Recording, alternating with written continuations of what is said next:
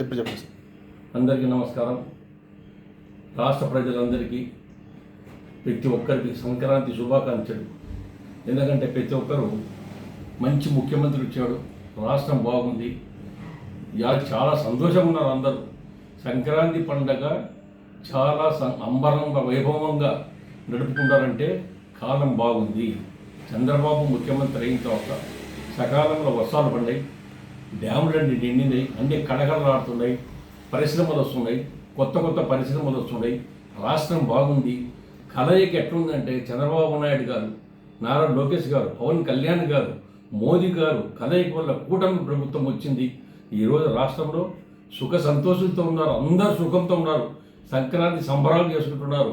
ఇటువంటి సంబరాలు చరిత్రగా మరువలేని విధంగా ఈరోజు రాష్ట్ర ప్రజలందరూ సంతోషించే టైంలో చంద్రబాబు నాయుడు ఏదైతే ప్రజలకు వాగ్దానం చేశాడు అన్ని తప్పకుండా ఇవ్వడం జరిగింది.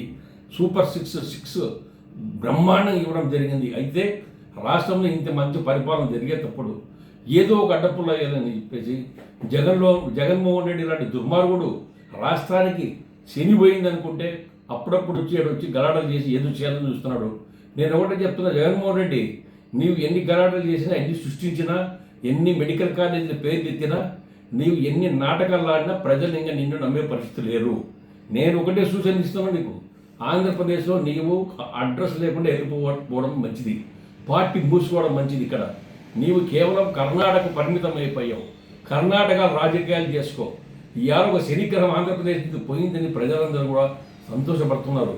మళ్ళీ ఈ శనిగ్రహం వస్తే రాష్ట్రం దివాలా అవుతుందని భయపడుతున్నారు.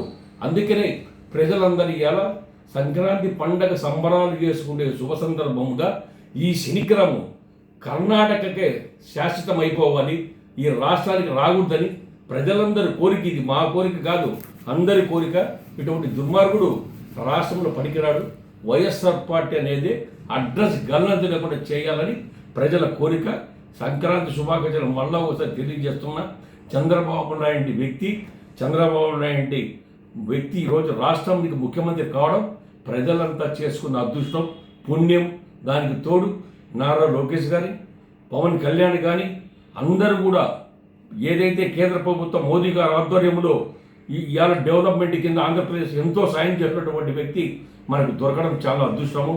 కాబట్టి ఈ రాష్ట్రం కలకాలాల పాటు సుభిక్షంగా ఉండాలంటే మళ్ళా 2029 చంద్రబాబు నాయుడు ముఖ్యమంత్రి ఈ రాష్ట్రాన్ని పరిపాలించాలని సంక్రాంతి సందర్భంగా ప్రతి ఒక్కరు కోరుకోవాలని ఆ భగవంతుని వేడుకుంటున్నాను.